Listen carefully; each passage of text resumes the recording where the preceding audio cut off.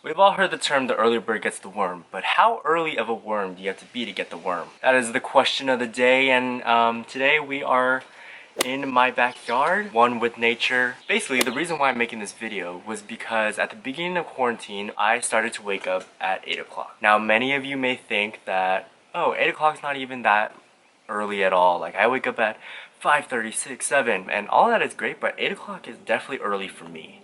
I have a lot of trouble waking up early because I go to bed kind of late. Waking up to your alarm is not the most inviting thing to get you out of bed. I can easily sleep in a little more till about, 10, 10:30, 11. And if I'm feeling really tired, then around noon, I'll be waking up.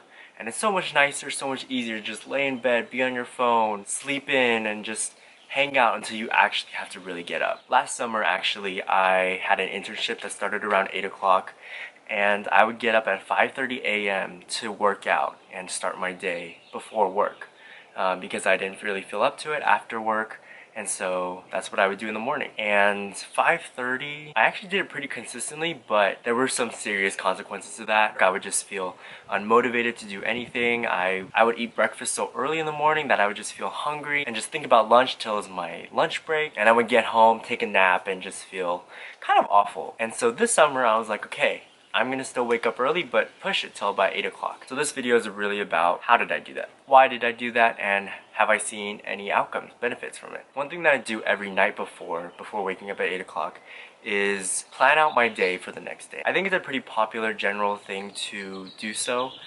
Just set out everything that has to be done the next day, and so it gets you out of bed in the morning. It's something to look forward to, whether that be any work that you have to do or some breakfast that you want to make.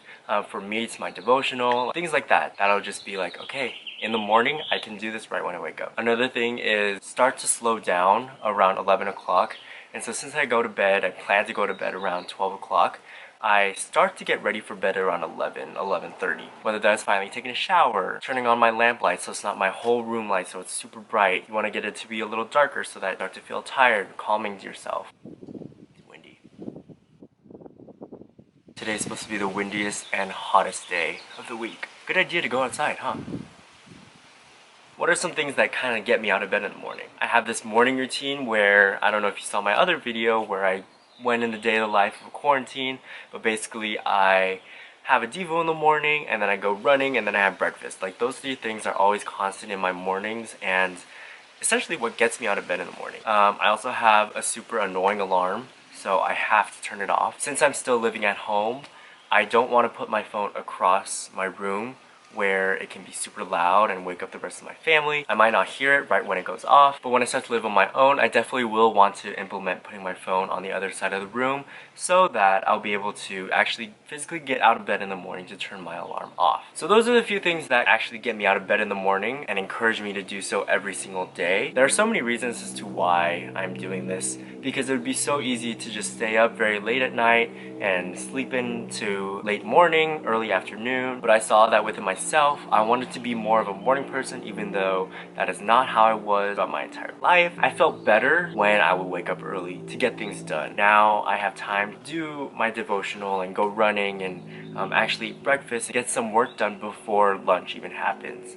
And that is a really good feeling to me. So then I have the rest of the afternoon to, finish up that work or to get started on another thing or do whatever hobbies that I want to be doing. Those are some of the reasons as to why I'm doing this. There's all those scientific facts and studies about having more positive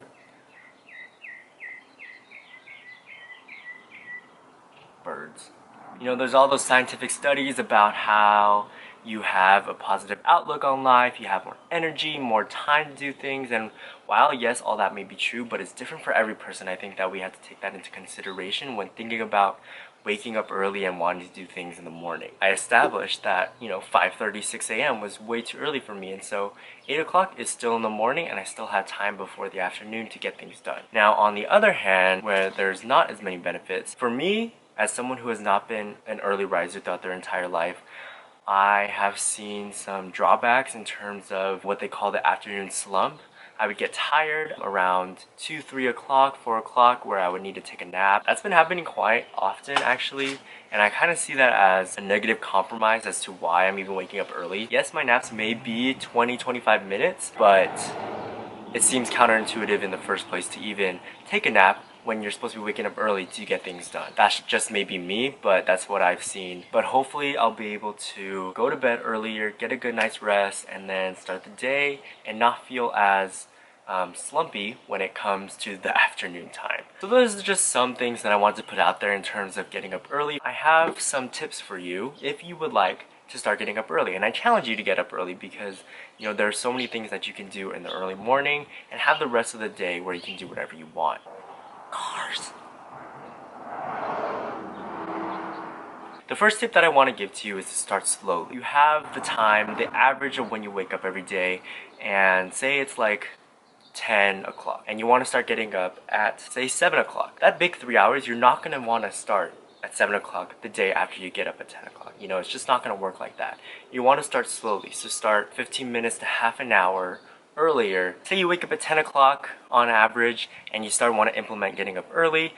The next day, get up at 9:30 and get up at 9 o'clock the next day. And you see that pattern continue, and it'll make it a little easier to getting into this routine of starting to wake up earlier and earlier every single day. On top of getting up early and earlier, you also have to go to bed earlier. If you go to bed at like 1 o'clock, wake up at 10, still good, 9 hours. But say you want to wake up earlier, but you're trying to get up earlier and you're waking up earlier, you got to go to bed earlier. That's a lot of earliers. But in the end, it ends up paying off. Every time you wake up half an hour earlier, get yourself to go to bed half an hour earlier every single night. Your body's circadian rhythm will get into tune of you getting into bed earlier and also waking up earlier. Another thing is to plan out the next day so that you have something to look forward to. And this is something that I implemented as well, as I mentioned earlier. It actually really helps because it allows you to have something to look forward to in the morning. Do not rationalize. And so it's so easy to tell yourself or to allow your brain to tell you that it's okay to go back to bed, that you'll start tomorrow. But something that I have learned is to take tomorrow, that word tomorrow, out of your vocabulary. It's such a dangerous word, and you don't want to keep saying tomorrow, tomorrow, tomorrow, because in the end, you'll evidently never get to it. Lastly, you'll have all this extra time in the morning that you won't really know what to do with. And so this is something that kind of goes in hand with telling yourself what you're going to do for the next day, planning out your day. So pick up a hobby, take advantage of this free time. It's such a wonderful time to get up in the morning where you can just embrace the quietness of your own home or wherever you are so that you can put your mind and do whatever you would want to do. Like everything, there are both pros and cons to this, but in the end, I think getting up early ultimately has more pros than cons. However, the hardest part is convincing yourself to do it and then getting into a routine of actually doing it every morning. If you start doing this every single day and implementing tips and tricks on how to do it, there's so many videos on YouTube, so go check those out. But it'll get easier over time, and maybe you'll see yourself waking up before your alarm goes off because you don't want to hear that awful alarm. Beep, beep, beep, beep. Beep, beep, beep, beep, beep, beep, beep, beep, beep. Yeah. No, thank you. Hope you guys enjoyed this video. I just wanted to throw that out, something that I've been doing and I really encourage you guys to do as well. Comment down below if you guys wake up early, what you guys do in the morning, or if you want to try it yourself. Accountability partners are always a thing. Let me know in the comments below. Don't forget to like and subscribe, and I'll see you next week. See ya.